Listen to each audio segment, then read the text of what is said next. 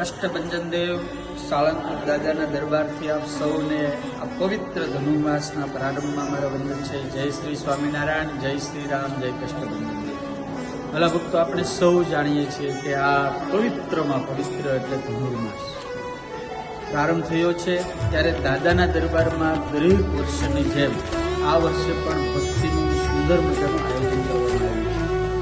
આ દાદાનો દરબાર એટલે દુઃખ દૂર કરવાનો દરબાર, દાદાનો દરબાર એટલે આશીર્વાદ અને કૃપા પ્રાપ્ત કરવાનો દરબાર. આ વખતે પણ અહીંયા સંતોએ સરસ મજાનું એવું આયોજન કર્યું છે કે દાદાના સાનિધ્યમાં પવિત્ર આ 6 ભૂદેવો બેસીને અખંડ હનુમાન ચાલીસાના પાઠ કરશે. એમાં એક ભૂદેવ ઓમ નમો હનુમતે ભયવંજનાય સુખમ કુરુ ફટ સ્વાહા એવા પાઠ કરશે. જે કોઈ ભક્તોને પોતાના પરિવારના સભ્યોને અહીંયા પાઠ કરાવવા હોય તો એના નામનો રોજ અહીંયા સંકલ્પ કરવામાં આવશે.